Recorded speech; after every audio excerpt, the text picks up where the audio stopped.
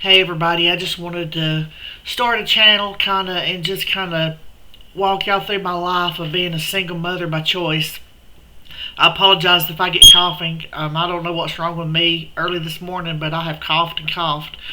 I was 38 years old and I had still not met the right man.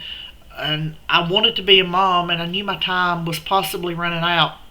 So I made the choice to be a single mom by choice where I do it all alone. I went to the sperm bank, or actually, I didn't go to the sperm bank, but I chose a sperm donor, and they shipped the sperm vials to my fertility doctor, and it worked on the third IUI. The third cycle just like worked like a charm, and I became pregnant, and I was so excited. It was overwhelming. And then maybe a month or two after I found out I was pregnant, my mom was diagnosed with terminal cancer. Working in hospice for 17 years. I was working in hospice actually when I was pregnant. When I got pregnant, and I took a leave when my mom was diagnosed with terminal cancer because I was her primary caregiver. Her husband had glaucoma, so he couldn't see enough to really help like he would wanted to. So anyway, it was an easy pregnancy as far as I wasn't sick or anything, but I did have um, gestational diabetes and gestational hypertension, which is I didn't really feel bad with those. I mean, if my sugar would drop, I would get sleepy.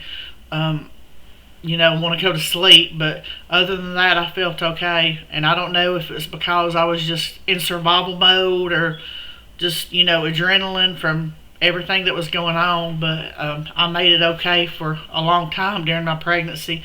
But I was about 33 weeks maybe, and my mom was, she was actively dying. I knew it wasn't going to be long, and so I had went over to talk to my neighbor, and my leg started hurting. The calf of my leg started hurting, and I was like, "Oh my gosh, I'm afraid I have a blood clot in my leg." Um, and I didn't tell my doctor. I didn't go to the doctor at that time. Well, I probably had a checkup, but I didn't tell her, and I know that was horrible.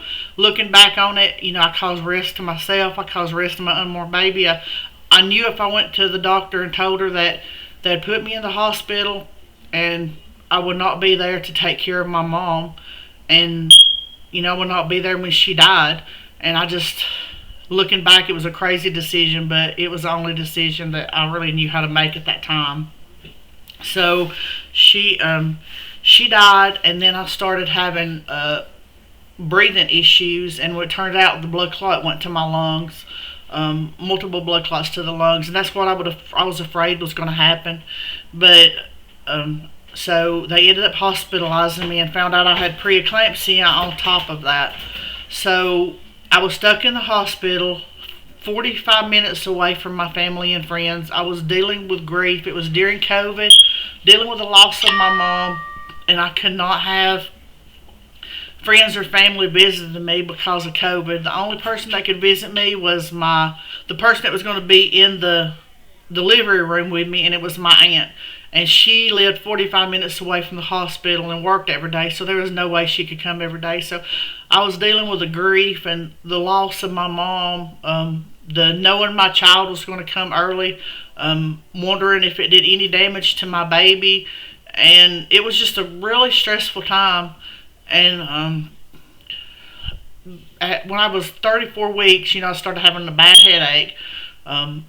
Up until then, I wasn't having headaches with the preeclampsia, but they said it could turn into, I believe, HELPS disease or whatever. I may be pronouncing that wrong. Or said they was afraid it was turning into it, so they went ahead and induced me.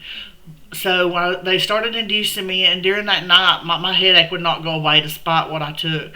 So they ended up coming in early that morning and said they was doing an emergency C-section, and the anesthesiologist came in to talk to me, and he said, "Your safest bet is going to be to put you to sleep." And he gave the reason. Everything was such a blur during that time from all the trauma, and then from having the my daughter to come. I'm coming early, and I don't remember exactly his reasoning, but he said your safest bet is to be put to sleep because if something happens in there, we can fix it quicker. And I know that's not his words, but that's basically sums it up.